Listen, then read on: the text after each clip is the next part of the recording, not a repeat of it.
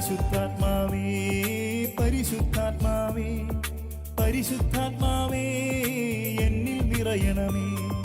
പരിശുദ്ധാത്മാവേ പരിശുദ്ധാത്മാവേ പരിശുദ്ധാത്മാവേ എന്നിൽ നിറയണമേ. പാപത്തിന്റെ മോഹത്തിൽ നിന്നെന്നെ അകറ്റണമേ. അനുതാപത്തിൻ അരൂപിയാൽ എന്നെ നിറയ്ക്കണമേ. പാപത്തിന്റെ മോഹത്തിൽ നിന്നെന്നെ അകറ്റണമേ. അനുതാപത്തിൻ അരൂപിയാൽ എന്നെ നിറയ്ക്കണമേ.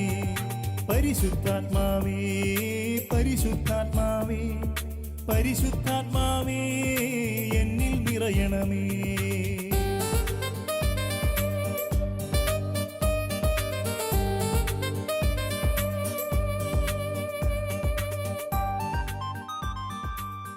പ്രിയപ്പെട്ടവരെ, നമ്മളിവിടെ കൂടിയിരിക്കുമ്പോൾ കൂട്ടായ്മയുടെ ഒരു ശക്തിയെ കുറിച്ച് ദൈവവചനത്തിന്റെ വെളിച്ചത്തിൽ ഒന്ന് നോക്കിക്കാണാമെന്ന് കരുതുകയാണ്. കൂട്ടായ്മ. ഈ അടുത്ത കാലത്ത് ഞാൻ എൻ്റെ ഇടവക പള്ളിയിൽ വചനം പങ്കുവയ്ക്കപ്പെടുന്നതിന് വേണ്ടി പോയപ്പോൾ അവിടെ വെച്ച് അവിടുത്തെ വികാരിയച്ഛൻ എന്നോട് പറഞ്ഞു, അച്ഛാ, ആഘോഷങ്ങൾ ഒരുപക്ഷെ ആപത്താകുമെന്ന് കരുതിയിരുന്ന എൻ്റെ ജീവിതത്തിൽ ആഘോഷങ്ങളിലൂടെ ദൈവത്തിന്റെ അനുഗ്രഹങ്ങൾ സമൃദ്ധമാകുന്നത് നോക്കിക്കാണാൻ എനിക്കായി. കാരണം പരസ്പരം സഹായിക്കുന്നവര്, പരസ്പരം ഒന്ന് പുഞ്ചിരി കൊണ്ട് ഒരു നന്മ പങ്കുവെക്കുന്നവര്, ഇങ്ങനെയുള്ളവരെ കണ്ടെത്തി. എന്നിട്ട് അച്ഛൻ പറഞ്ഞു, കൂട്ടായ്മ വളരെ നല്ലതാണ്. പ്രിയപ്പെട്ടവര്, 26 വർഷമായിട്ടൊരു കൂട്ടായ്മയാണ് നമുക്ക്. ബൈബിൾ കൺവെൻഷൻ എന്ന് പറയുന്നത് വചനത്തിന്റെ കൂട്ടായ്മയുടെ ജ്വലനമാണ്. അതുപോലെ ബന്ധങ്ങളുടെ കൂട്ടായ്മയാണ്. എനിക്കറിയാം, ദൂരങ്ങളിൽ നിന്നും ഇവിടെ വന്നു ചേർന്നവരുണ്ട്, അടുത്തു നിന്നും വന്ന് ചേർന്നവരുണ്ട്. പല ഇടവകയിലെ കൂട്ടായ്മകൾ ഇവിടെ ശക്തമായിട്ടുണ്ട്. അനുഗ്രഹത്തിന്റെ നന്മയാണ് പ്രിയപ്പെട്ടവരെ കൂട്ടായ്മ. അതുകൊണ്ട് വചനം ഇപ്രകാരം പറഞ്ഞു വെക്കുന്നു. സങ്കീർത്തനം 133 അധ്യായത്തിന്റെ 1 മുതൽ 3 വരെയുള്ള തിരുവചനം നാം എടുത്തു വെച്ച് വായിച്ചാൽ അവിടെ വലിയൊരു സത്യം തമ്പുരാൻ പറഞ്ഞു വെക്കുകയാണ്.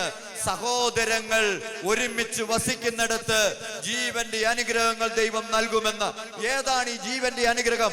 അത് പരിശുദ്ധാത്മാവല്ലേ? അത് പരിശുദ്ധാത്മാവല്ലേ?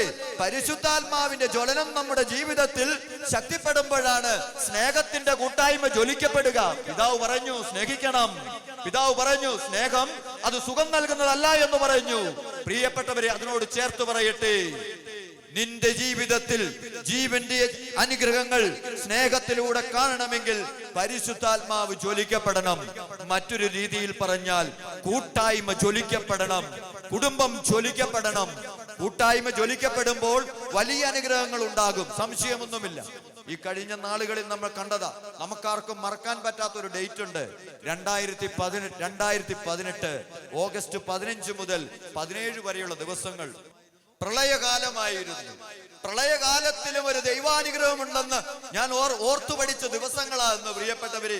കാരണം നമുക്കറിയാം, പെരിങ്കൽക്കുത്തെന്ന് പറയുന്ന ഡാം നിറഞ്ഞൊഴുകി, മീനച്ചിലാറ് കരകവിഞ്ഞൊഴുകി, അതോടൊപ്പം ഇടുക്കി ഡാം നിറഞ്ഞൊഴുകി, ആകാശം പെയ്തിറങ്ങി, ഭൂമി ഉരുണ്ടുമാറി.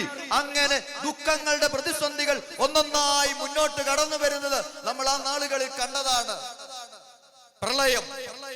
പ്രളയത്തിന്റെ നാളുകളിലും ദൈവത്തിന്റെ കൂട്ടായ്മ എത്രമാത്രം ശക്തമാണ്. ദൈവത്തോട് ചേർന്നാൽ, ദൈവത്തിന്റെ കൂട്ടായ്മയോട് ചേർന്നാൽ എത്ര മനോഹരമാണെന്ന് കാണിച്ചു തന്ന ദിനങ്ങളാണ്. അതുകൊണ്ട് ഒത്തിരി ഗഹനമായ കാര്യങ്ങളൊന്നും ഞാൻ നിങ്ങളോട് പങ്കുവയ്ക്കുന്നില്ല. ഇത്തിരി ബൈബിൾ ഒന്ന് ചൂണ്ടിക്കാണിച്ചിട്ട് ഈ കാലഘട്ടത്തിൽ നിന്നും വരാനിരിക്കുന്ന ദിനങ്ങളിലേക്ക് നമ്മൾ സഞ്ചരിക്കുമ്പോൾ നമ്മൾ കടന്നു പോകാൻ സാധ്യതയുള്ള നേർക്കാഴ്ചകളെ ഒന്ന് ചൂണ്ടിക്കാണിക്കാൻ ആഗ്രഹിക്കുകയാണ്.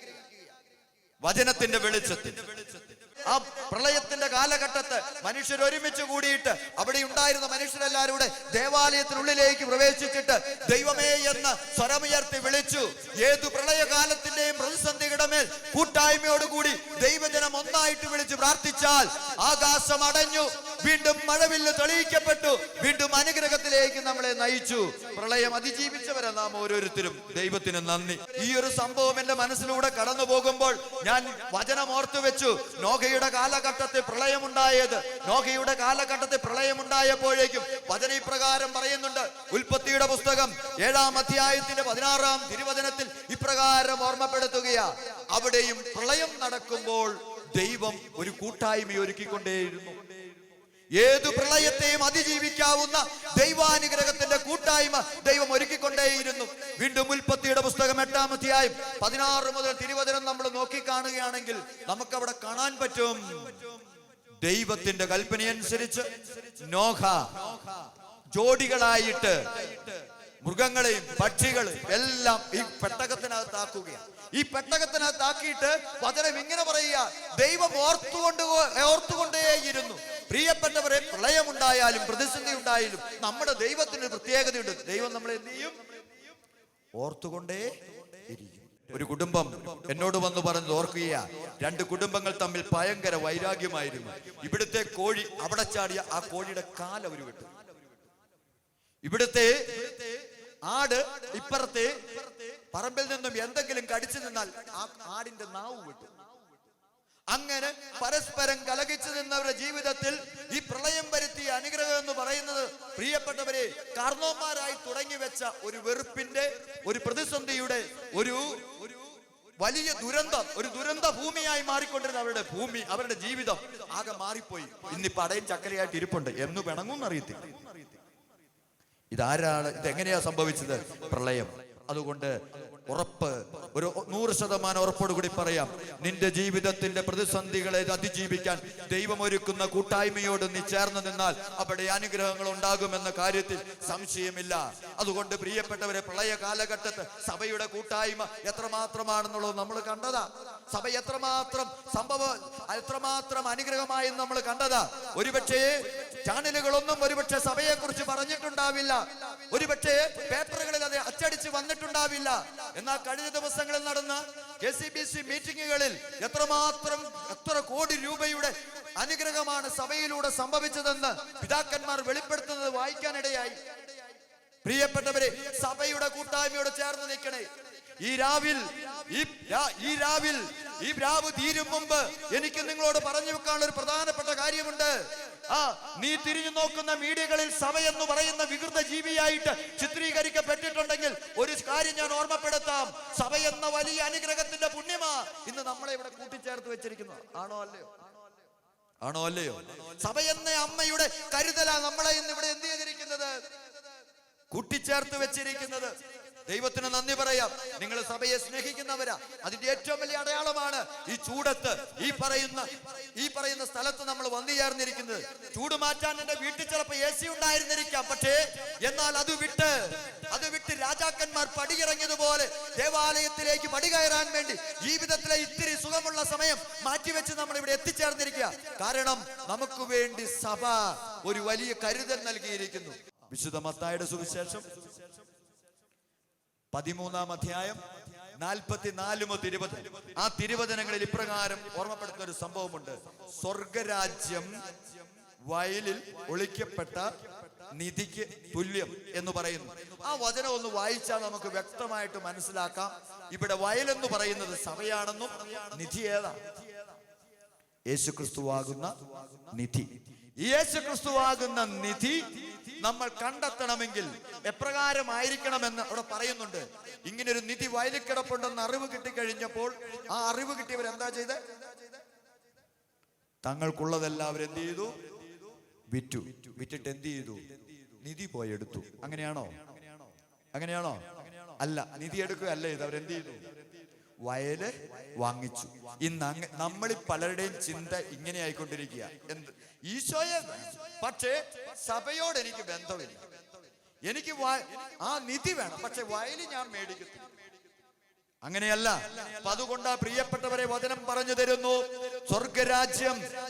സ്വർഗരാജ്യവും നിധിയും ഉള്ള ആ ഉപമയിലൂടെ തമ്പുരാൻ പറഞ്ഞു തരികയാണ്. വയലെന്ന് പറയുന്നത് സഭയാണ്. ആ സഭയിലാണ് കേട്ടോ കൂദാശകൾ ഉള്ളത്, ആ സഭയിലാണ് കേട്ടോ വലിയ അനുഗ്രഹങ്ങളുള്ളത്, ആ സഭയിലാണ് കേട്ടോ പുരോഹിതരുടെ ആശീർവാദങ്ങൾ ലഭിക്കപ്പെടുന്ന ഇടം. ഇത് തിന്മയ്ക്ക് നന്നായിട്ട് അറിയാം. അതുകൊണ്ട് തിന്മ എന്ത് ചെയ്യുകയാ? ഇതിൽ നിന്നും നമ്മളെ മാറ്റി നിർത്താൻ വേണ്ടി ശ്രമിക്കുകയാ. എന്നിട്ട് ആ തെറ്റിദ്ധാരണയിലൂടെ ആ പ്രതിസന്ധി നമ്മളിലേക്ക് സൃഷ്ടിച്ചിട്ട് സഭയിൽ നിന്ന് നമ്മളെ മാറ്റി നിർത്താൻ നോക്കുകയാ. അതിനനുവദിക്കരുത് പ്രിയപ്പെട്ടവരെ. നമ്മൾ തിരിച്ചറിയണം, സഭയിലൂടെ വലിയ അനുഗ്രഹം തമ്പുരാൻ നൽകുകയാണ്. നിങ്ങൾ വായിക്കേണ്ട ഒരു വചനം കൂടി പറയാം. സംഖ്യയുടെ പുസ്തകം 6-ാം അധ്യായം 22 മുതൽ 27 വരെയുള്ള തിരുവചനങ്ങൾ സമയം കിട്ടുമ്പോൾ ഒന്ന് വായിച്ചേക്കണം. ഏതാണ് വചനം? സംഖ്യയുടെ പുസ്തകം 6-ാം അധ്യായം, പിന്നെ 22 മുതൽ 20. അവിടെ പറഞ്ഞു തരുന്ന ഒരു കാര്യമുണ്ട്. സഭയിലൂടെ പൗരോഹിത്യത്തിന്റെ അധികാരത്തിലൂടെ നമ്മുടെ അടുത്തേക്ക് വന്നു ചേരുന്ന വലിയൊരു അനുഗ്രഹങ്ങളെ കുറിച്ചാണ് നമുക്കവിടെ പറഞ്ഞു തരിക. വചനം ഇപ്രകാരം, അതിന്റെ ഹെഡിങ് തന്നെ ഇങ്ങനെയാണ്: പുരോഹിതന്റെ ആശീർവാദം. പുരോഹിതന്റെ ആശീർവാദം. സഭയിലൂടെ പുരോഹിതരിലൂടെ ദൈവം നൽകുന്ന ആ വലിയ അനുഗ്രഹം ഏതൊക്കെയാണെന്ന് പറയുക. കർത്താവ് മോശയോട് അരുളി ചെയ്തു, അഹ്റോനോടും പുത്രന്മാരോടും പറയുക, നിങ്ങൾ ഇങ്ങനെ പറഞ്ഞ് ഇസ്രായേൽ ജനത്തെ അനുഗ്രഹിക്കണം. കർത്താവ് നിന്നെ അനുഗ്രഹിക്കണം. കർത്താവ് നിന്നെ അനുഗ്രഹിക്കുകയും പരിപാലിക്കുകയും ചെയ്യട്ടെ. അവിടുന്ന് നിന്നിൽ പ്രസാദിക്കുകയും നിന്നോട് കരുണ കാണിക്കുകയും ചെയ്യട്ടെ. കർത്താവ് കരുണയോടെ കടാക്ഷിച്ച് നിനക്ക് സമാധാനം നൽകട്ടെ. ഇപ്രകാരം അവർ ഇസ്രായേൽ മക്കളുടെ മേൽ എന്റെ നാമം ഉറപ്പിക്കട്ടെ. അപ്പോൾ ഞാൻ അവരെ അനുഗ്രഹിക്കും. പ്രിയപ്പെട്ടവരെ, തിരിച്ചറിഞ്ഞു, കർത്താവ് നിന്നെ അനുഗ്രഹിക്കപ്പെടാവുന്നത് സഭയിലൂടെയാണ് കേട്ടോ. സഭയിലെ പുരോഹിതരുടെ ഒരു ആശീർവാദം. എന്റെ അസിസ്റ്റന്റ് ഡയറക്ടറായിട്ട് സേവനം ചെയ്യുന്ന ബ്രദർ ജോബ് വാണിയപ്പുരയ്ക്കൽ അച്ഛൻ കഴിഞ്ഞ ദിവസങ്ങളിൽ എന്നോട് പറഞ്ഞൊരു കാര്യം ഇപ്പോൾ ഓർമ്മയിൽ വരിക. പൗരോഹിത്യത്തിന്റെ അധികാരം ഉപയോഗിച്ച് പ്രാർത്ഥിക്കുമ്പോൾ, സഭയോട് ചേർന്ന് പ്രാർത്ഥിക്കുമ്പോൾ ഉണ്ടാകുന്ന ഒരു കാര്യത്തെക്കുറിച്ച് അച്ഛൻ്റെ അടുത്ത് ഒരു കുഞ്ഞിനെയും കൊണ്ടുവന്നു. 9-ാം 10-ാം ക്ലാസ്സിലെങ്ങാണ്ട് ആ കുഞ്ഞു പഠിക്കുന്നു. ആ കുഞ്ഞിന് പഠിക്കാൻ പറ്റുന്നില്ല. അപ്പൊ നമുക്കറിയാം, പരീക്ഷയുടെ കാലഘട്ടം. അവിടെ നീണ്ടു കണക്കിന് ഇവിടെയും വരുന്നുണ്ടാകും. അതുപോലെ അവിടെയും കുഞ്ഞുങ്ങളെ കൊണ്ട് വരും. കൃപാലയത്തിൽ കുഞ്ഞുങ്ങളെ കൊണ്ട് വരും. പ്രാർത്ഥിക്കുക. ഇപ്പൊ കാർന്നോമാര് വന്നിട്ട് പണ്ടത്തെ പോലെ അല്ല. ഇപ്പൊ കാർന്നോമാര് വന്നിട്ട് പറയുന്ന ഒരു കാര്യമുണ്ട്, അച്ഛാ ബന്ധിച്ച് പ്രാർത്ഥിക്കണം. പണ്ടെങ്ങനെയാണ് പറയുണ്ടായിരുന്നുള്ളൂ? വിജയിക്കാൻ വേണ്ടി പ്രാർത്ഥിക്കും. ഇപ്പൊ അതൊക്കെ മാറി, ബന്ധിച്ച് പ്രാർത്ഥിക്കും. അതെന്നാ അങ്ങനെ? അതേന്നെ, അവര് പൗരോഹിത്യത്തിന്റെ അധികാരത്തെ മനസ്സിലാക്കുന്നു. അച്ഛൻ കുറെ നേരം ആ കുഞ്ഞിനോട് ഇരുന്ന് സംസാരിച്ചു. ആ കുഞ്ഞ് ഇങ്ങനെ ആകാശഗോപുരം കാണുന്നത് പോലെ അവിടെ ഒരു ഉപകാരവും ഉണ്ടായില്ല. അപ്പോൾ അച്ഛന്റെ മനസ്സിലേക്ക് തമ്പുരാൻ ചിന്ത കൊടുത്തു. അച്ഛൻ പറഞ്ഞു, അച്ഛന്റെ മനസ്സിലേക്ക് ഇങ്ങനെ ചെയ്ത് കൊടുത്തേ, ബന്ധിച്ച് പ്രാർത്ഥിക്കുക. പൗരോഹിത്യത്തിന്റെ അധികാരം ഉപയോഗിച്ച് ബന്ധിച്ച് പ്രാർത്ഥിക്കുക. കാരണം ഈ അധികാരം സഭയിൽ ഉപയോഗിക്കണമെന്ന് വിശുദ്ധ മത്തായിയുടെ സുവിശേഷം 16-ാം അധ്യായം അതിന്റെ 18, 19, 20 പറയുന്നുണ്ട്. ഈ തിന്മ ഭയപ്പെടുന്ന ഒരു അധികാരമാണ്. ഈ അധികാരം ഉപയോഗിക്കപ്പെട്ടു കഴിഞ്ഞാൽ കത്തോലിക്ക സഭയിൽ അനുഗ്രഹങ്ങൾ കൊണ്ട് സമ്പുഷ്ടമാകുമെന്ന് പിശാചിന് നന്നായിട്ടറിയാം. അതുകൊണ്ടാണ് ദൈവജനത്തെയും യുവതി യുവാക്കളെയും കുടുംബത്തെയും കുടുംബനാഥന്മാരെയും ദേവാലയത്തിൽ നിന്ന് അകറ്റിക്കൊണ്ടിരിക്കുക.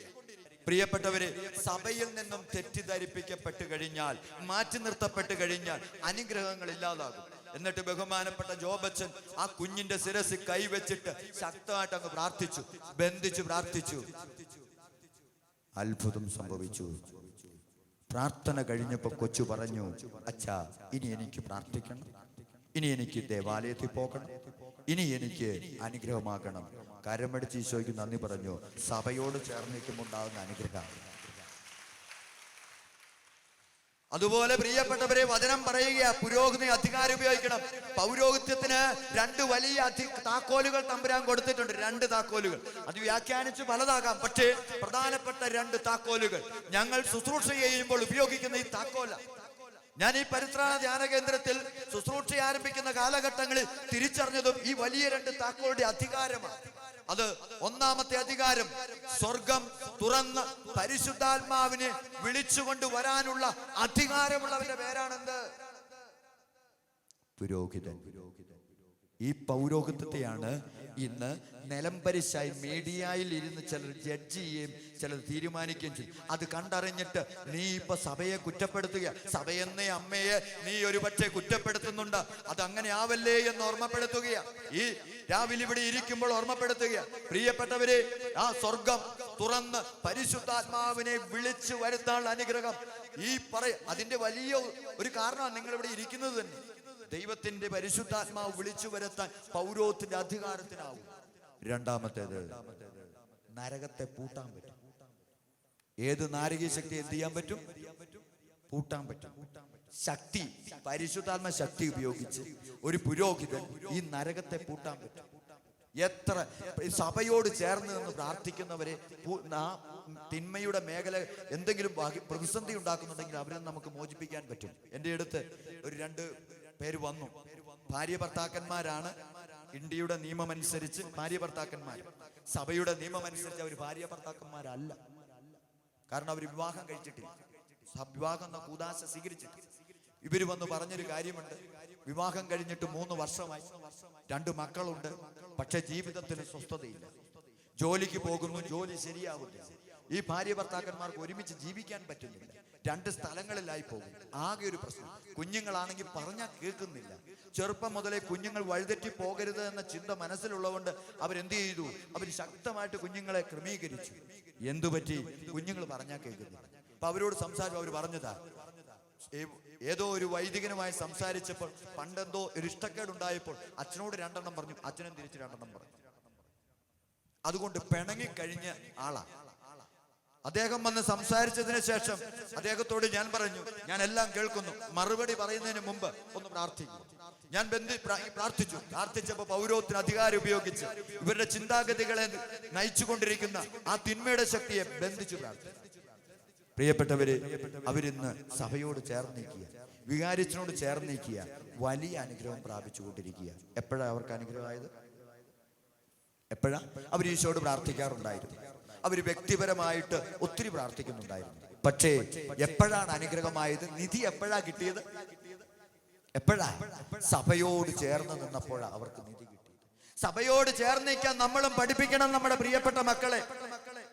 എന്റെ ജീവിത കാലഘട്ടത്ത് 1-ാം ക്ലാസ്സിലോ 2-ാം ക്ലാസ്സിലോ 3-ാം ക്ലാസ്സിലോ ഒന്നും ഓർമ്മയില്ല, പഠിക്കുന്ന സമയത്ത് സിസ്റ്റേഴ്സ് കൊണ്ട് തന്നെ മുന്നിലിരുത്തി. അന്ന് കുഞ്ഞുങ്ങളെല്ലാം മുന്നിലിരിക്കണം, ഞാനും ഇരുന്നു. ഇത്തിരി കഴിഞ്ഞപ്പോൾ ഞാൻ നിരങ്ങി പുറകോട്ട് പോയി. വീണ്ടും ബഹുമാനപ്പെട്ട ഒരു സിസ്റ്റർ എന്നെ കൊണ്ടുവന്ന് മുന്നിലിരുന്നു. ഞാൻ വീണ്ടും പുറകോട്ട് പോയി. ഇത് വികാരിയച്ഛൻ കണ്ടു. അച്ഛൻ ആ വേഷത്തിൽ തന്നെ ഇറങ്ങി വന്ന് എന്റെ ചെവിയെ പിടിച്ച് എന്നെ കൊണ്ടുവന്ന് ഫ്രണ്ടിലിരുത്തി. എന്നിട്ട് എന്നോട് പറഞ്ഞു, അനങ്ങിപ്പോകെ. എനിക്കിഷ്ടപ്പെട്ടില്ല. ഞാൻ വിശുദ്ധ കുർബാന കഴിഞ്ഞ് വീട്ടിൽ ചെന്നപ്പോൾ എന്റെ അമ്മയോട് ഞാൻ പറഞ്ഞു, അമ്മേ, വികാരിയച്ഛൻ ശരിയല്ലോ. പിന്നെ എനിക്കറിയാവുന്ന ഇച്ചിരി ഡോസ് കൂട്ടി അങ്ങ് എന്ത് ചെയ്തു പറഞ്ഞു. എന്നിട്ട് ഞാൻ പറഞ്ഞു, ആ മനുഷ്യനോട് ഞാൻ ഒരിക്കൽ പകരം വിട്ടു. ഞാൻ ഇത് പറയുകയും ടപ്പേന്നൊരു ശബ്ദം കേട്ടു. എനിക്ക് ആദ്യം ഒന്നും മനസ്സിലായില്ല. പിന്നെയാ മനസ്സിലായത്, എന്റെ അപ്പൻ എന്റെ ചെപ്പക്കല്ല് നോക്കി തന്നതാ എനിക്ക്. എന്നിട്ട് എന്നോട് പറഞ്ഞു, സഭയെയും വൈദികരെയും കുറിച്ച് ഇനി മേലാൽ നീ ഇവിടെ മിണ്ടിപ്പോകരുത്, നിന്റെ സ്വഭാവം എന്നാന്നുള്ളത് എനിക്കറിയാം. പ്രിയപ്പെട്ടവരെ, അവിടുന്ന് കിട്ടിയ ഒരു വലിയൊരു താക്കീത് എനിക്കുണ്ടായി. അതുകൊണ്ടാവാം എന്റെ അപ്പനൊരു ഭാഗ്യം കിട്ടിയിട്ടുണ്ട്. അപ്പൻ മരണപ്പെട്ടപ്പോൾ സഭയോട് ചേർന്ന് നിൽക്കുന്ന മകനായ പുരോഹിതന്റെ ആശീർവാദം സ്വീകരിച്ച് ഇവിടെ നിന്നും യാത്ര പറയാനായി. രോഗീലേപനം ഞാൻ കൊടുത്തിട്ടുണ്ട് എന്റെ അപ്പൻ. പ്രിയപ്പെട്ടവരെ, അവിടെ ദൈവാനുഗ്രഹം ഉണ്ടാകും. ഭവനങ്ങളിൽ നമ്മൾ ഈ സഭയെ ഒന്ന് ഉയർത്തണം. സഭ എന്ന മാതാവിലൂടെ കിട്ടുന്ന അനുഗ്രഹത്തെ ഒന്ന് ഓർമ്മപ്പെടുത്തണം. കാരണം നരകം ഇതിനെതിരെ പ്രബലപ്പെടുകയില്ല. നരകം പ്രബലപ്പെടുകയും കൊണ്ട് സഭയെ ഓർമ്മിപ്പിക്കുകയാണ്. സഭയോട് ചേർന്ന് നിൽക്കണേ. തെറ്റിദ്ധാരണകളും പല രീതികളും പറഞ്ഞു വെക്കാതിരിക്കാം. അതുകൊണ്ട് പൗരോഹിത്യത്തിന്റെ അധികാരം സഭയിലൂടെ ലഭിക്കപ്പെടുന്നതിന്റെ വാഗ്ദാനം എപ്രകാരമാണെന്ന് വായിച്ചു കേട്ടു. അതുകൊണ്ട് നിങ്ങളും ഒരു വൈദികനെ കണ്ടാൽ ആ വൈദികനോട് സംസാരിച്ച ശേഷം ഇങ്ങനെ പറയണം, ഞങ്ങളെ ഒന്ന് ആശീർവദിക്കണം. ഇത് ചോദിക്കും, സുഖമുണ്ട് അച്ഛാ? സുഖമാണ്. എന്നാ കഴിച്ച്? കപ്പയാണ്. അച്ഛൻ വീട്ടിൽ വരാമെങ്കിൽ ഞങ്ങളും കപ്പ പുഴുങ്ങി തരാം. ഒത്തിരി കാര്യം പറയും. പക്ഷേ പോകാൻ നേരത്തെ തന്നെ പറയും ടാറ്റ, സീ യു ഒക്കെ പറയും. പക്ഷേ ബ്ലെസ്സിങ് ചോദിക്കുന്നത് വളരെ കുറവായി. നാളുകൾക്ക് മുമ്പ് കട്ടപ്പന ബസ് സ്റ്റാൻഡിൽ എന്റെ വീട്ടിലേക്ക് പോകാൻ വേണ്ടി ഞാൻ നിൽക്കുന്ന സമയത്ത് ഇങ്ങനെ നിൽക്കുക, ഒരമ്മച്ചി ഓടി വന്നിട്ട് പറഞ്ഞു, അച്ഛനെ തപ്പി നടക്കുകയായിരുന്നു, ഇതുവരെ കണ്ടുകിട്ടിയില്ല, ബസ് സ്റ്റാൻഡിൽ വെച്ചാ കണ്ടുകിട്ടിയത്, അതുകൊണ്ട് ഇപ്പൊ എന്നെ ബ്ലെസ് ചെയ്തേക്കാൻ പറഞ്ഞു. ബസ് സ്റ്റാൻഡിൽ നോക്കുമ്പോ എല്ലാവരും നോക്കുമ്പോ അമ്മച്ചി എന്റെ മുന്നിൽ മുട്ടുകുത്തി നിൽക്കുക. ഞാനാണെങ്കിൽ പാൻറ്റും ഷർട്ടും. അവര് നോക്കിയപ്പോ ആദ്യം വിചാരിച്ച് അമ്മച്ചിക്കിട്ട് ഈ ചെറുപ്പക്കാരൻ എന്തോ പണി കൊടുത്തെന്നു. അമ്മച്ചി കുനിഞ്ഞ് നിൽക്കുക, ബ്ലസ് ചെയ്തോളാം. പിന്നെ അമ്മച്ചിയുടെ മുന്നിൽ അമ്മച്ചിയുടെ ആഗ്രഹം സാധിച്ചു കൊടുത്തുകൊണ്ട് ബ്ലസ് ചെയ്തു. അപ്പോൾ ഏതോ ഒരു വേറെ 1-2 പേർ കൂടെ തോന്നി ഇതെന്തോ കാര്യമുണ്ട്, അവരും മകനുണ്ട്. അവസാനം ഞാൻ ചാടി ബസ്സിൽ കയറി. പ്രിയപ്പെട്ടവരെ, പൗരോഹിത്യത്തിന്റെ അധികാരത്തിന്റെ അനുഗ്രഹങ്ങൾ തിരിച്ചറിയുന്നവർ ഇങ്ങനെ അനുഗ്രഹങ്ങൾ വാങ്ങിച്ചുകൊണ്ടേയിരിക്കും. അതുകൊണ്ട് സഭയോട് ചേർന്ന് നിൽക്കണമേ എന്ന് ഓർമ്മപ്പെടുത്തി. സഭയോട് ചേർന്ന് നിൽക്കുന്ന കുടുംബങ്ങൾ, അവിടെയും കൂട്ടായ്മയുണ്ടാകും. സഭയുടെ കൂട്ടായ്മയോട് ചേർന്ന് നിൽക്കുമ്പോൾ അതുപോലെ കുടുംബങ്ങളിലും കൂട്ടായ്മയുണ്ടാകും. ഈ അടുത്ത കാലത്ത് എന്നെ ഒത്തിരി സങ്കടപ്പെടുത്തിയ ഒരു വാർത്തയുണ്ടായിരുന്നു. അടുത്ത കാലത്ത് ഈ വാർത്ത ഇടുക്കിയിലാണോ വന്നത്, ഇവിടെ വന്നോന്നൊന്നും എനിക്കറിയില്ല. ഞാൻ പേപ്പറിൽ കണ്ട ഒരു വാർത്തയാണ് ഈ വാർത്ത. അതുകൊണ്ടാണ് ഞാൻ ആനുകാലികമായ ചില സംഭവങ്ങൾ നിങ്ങളുടെ മനസ്സിലേക്ക് വചനത്തിന്റെ വെളിച്ചത്തിൽ കൊണ്ടുവരികയാണ്. ന്യൂസ് ഇങ്ങനെയായിരുന്നു. 2019 ജാനുവരി 13-ാം തീയതി ഞായറാഴ്ചയാണ് ഈ ന്യൂസ് വന്നത്. അതിന്റെ ഹെഡിങ് ഇങ്ങനെയായിരുന്നു: ഇടുക്കി ജില്ലയിൽ, ഇത് കോട്ടയം ജില്ലയാണെന്ന് എനിക്കറിയാം, എങ്കിലും ഇത് സംഭവം ഇവിടെയും ബാധകമായിരിക്കും. ഇടുക്കി ജില്ലയിൽ കഴിഞ്ഞ 8 മാസത്തിനിടെ ജീവൻ ഒടുക്കിയ വിദ്യാർത്ഥികളുടെ എണ്ണം 16 ആണ്. കഴിഞ്ഞ 8 മാസത്തിനിടെ ജീവൻ ഒടുക്കിയ വിദ്യാർത്ഥികളുടെ എണ്ണം 16 ആണ്. അതിന്റെ പ്രതിസന്ധി, അതിന്റെ പൊരുൾ തേടി പോലീസ് വിഭാഗം അന്വേഷണം ആരംഭിച്ചു. സൈബർ വിഭാഗങ്ങൾ അന്വേഷണം ആരംഭിച്ചു. ഇതിൽ മരണപ്പെട്ട 2-3 കുട്ടികളെ എനിക്ക് പരിചയം ഉണ്ടായിരുന്നു. അതുകൊണ്ട് തന്നെ ഞാൻ അവരുടെ ജീവിതത്തെയും ഒന്ന് വിലയിരുത്തി. അപ്പോൾ വലിയൊരു സത്യം എനിക്ക് മനസ്സിലായി. പ്രിയപ്പെട്ടവരെ, നമ്മുടെ കുടുംബങ്ങളിൽ നിന്ന് കൂട്ടായ്മയില്ല. സ്നേഹത്തെ ജ്വലിപ്പിക്കുന്ന കൂട്ടായ്മകൾ നമുക്കിന്നില്ല. സമയമില്ലാത്തതിന്റെ പേരും പറഞ്ഞ്, അല്ലെങ്കിൽ ഒത്തിരിയേറെ ഇൻസ്ട്രുമെന്റ്സും അതുപോലെ മീഡിയ പരമായ കാര്യങ്ങളും നമ്മുടെ ഭവനത്തിലേക്ക് വന്നപ്പോൾ നമ്മുടെ കുടുംബത്തിന്റെ കൂട്ടായ്മയെ പിടിച്ചു നിർത്തുന്ന കുടുംബ പ്രാർത്ഥന എന്ന് പറയുന്ന ദൈവാനുഗ്രഹത്തിന്റെ നന്മകൾ നിറഞ്ഞൊഴുകുന്ന നാരകീയ ശക്തികളെ ബന്ധിക്കാൻ തക്കവണ്ണം ശക്തിയുള്ള ഈ കുടുംബ പ്രാർത്ഥന നമ്മുടെ കുടുംബങ്ങളിൽ നിന്നും അകന്നുപോയി. ഇപ്പോൾ ഇവിടെ ഇരുന്ന് ഈ വചനം കേൾക്കുമ്പോൾ നിങ്ങളുടെ മനസ്സിലൊന്ന് ചിന്തിക്കണം, നിങ്ങളുടെ ഭവനത്തിൽ ഈ കുടുംബ പ്രാർത്ഥനയുണ്ടോ? ഉണ്ടെങ്കിൽ അത് തുടരണം, അത് തുടരുക തന്നെ ചെയ്യണം. പക്ഷേ മുട്ടുകുത്തിയുള്ള പ്രാർത്ഥനകൾ നമ്മുടെ കുടുംബങ്ങളിൽ നിന്ന് പടിയിറങ്ങിയപ്പോൾ നമ്മുടെ കുഞ്ഞുങ്ങൾ മരണത്തിലേക്ക് കാലെടുത്ത് വെച്ചു. അതിന് പ്രേമമെന്നോ ലഹരിയെന്നോ മറ്റ് പ്രതിസന്ധികളെന്നോ നമ്മൾ വ്യാഖ്യാനിക്കും. ദാനിയേലിന്റെ പുസ്തകം എടുത്തു വെച്ച് വായിക്കുകയാണെങ്കിൽ അതിന്റെ 6-ാം അധ്യായം 10-ാം തിരുവചനം, ദാനിയേലിന്റെ പുസ്തകം 6:10. അവിടെ ദാനിയേലിന്റെ ഒരു പ്രത്യേകത കാണുന്നുണ്ട്. പക്വതയുള്ള ഈ മനുഷ്യൻ ദേവാലയത്തിൽ പോയി പ്രാർത്ഥിക്കുകയാണ്. ദേവാലയത്തിൽ പ്രാർത്ഥിച്ചതിന് ശേഷം ഈ മനുഷ്യൻ വീട്ടിലേക്ക് വരികയാണ്. വീട്ടിൽ വന്നിട്ട് മുട്ടുകുത്തി കരമുയർത്തി പിടിച്ച് ഈ പറയുന്ന ചെറുപ്പക്കാരൻ പ്രാർത്ഥിക്കുകയാണ്. എങ്ങോട്ട് നോക്കി? ദേവാലയത്തിലേക്ക് നോക്കി. പിന്നീടുണ്ടായ സംഭവവികാസങ്ങൾ നമുക്കറിയാം.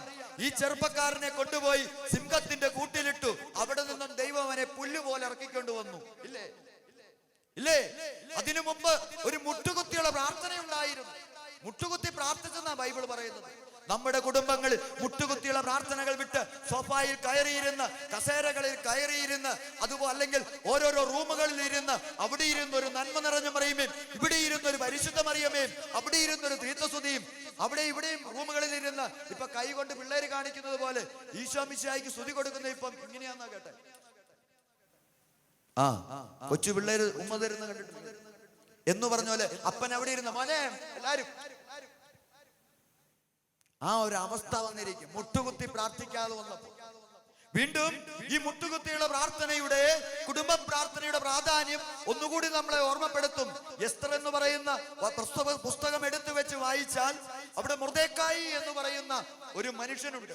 എസ്തർ എന്ന് പറയുന്ന പെൺകുട്ടിയുടെ വളർത്തുപിതാവാണ് ഈ മനുഷ്യൻ. ഈ മനുഷ്യൻ രാജാവിന്റെ പരിചാര വൃന്ദത്തിൽപ്പെട്ടവനാണ്. ഈ മനുഷ്യന് പ്രത്യേകതയുണ്ട്. മറ്റാരുടെയും മുമ്പിൽ മുട്ടുകുത്തുകയല്ല. ഈ മനുഷ്യൻ മുട്ടുകുത്തുന്നത് ദൈവത്തിന്റെ മുന്നിൽ മാത്രം. അങ്ങനെ ഇദ്ദേഹം ദൈവത്തിന്റെ മുന്നിൽ മാത്രമേ മുട്ടുകുത്തൂ എന്ന് ഉന്നത സ്ഥാനീയനായ അവിടെ ഉണ്ടായിരുന്ന ഹാമാൻ എന്ന് പറയുന്ന മനുഷ്യൻ അറിയുകയാണ്. ഹാമാൻ എന്ന മനുഷ്യനെ അറിയുക. ആ മനുഷ്യനെ അറിഞ്ഞപ്പോൾ അവന് മൊർദെഖായിയോട് പറഞ്ഞു, നിന്നെ ഞാൻ മുട്ടുകുത്തി,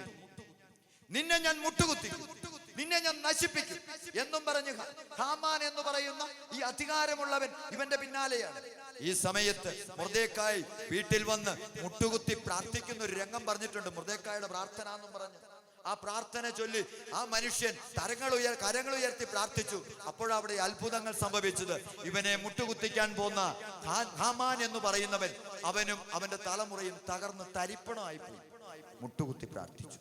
കണ്ടോ, നമ്മുടെ കുടുംബങ്ങളിൽ നിന്നും മുട്ടുകുത്തിയുള്ള പ്രാർത്ഥനകളും കുടുംബ പ്രാർത്ഥനകളും വിട്ടുപോകുമ്പോൾ നമ്മുടെ കൂട്ടായ്മ നഷ്ടപ്പെടുക. അതുകൊണ്ട് കുഞ്ഞിനെ അറിയാൻ, മാതാപിതാക്കളെ ഒന്ന് അറിയാൻ, പരസ്പര സ്നേഹം ഒന്ന് മനസ്സിലാക്കാൻ പറ്റാത്ത അവസ്ഥ.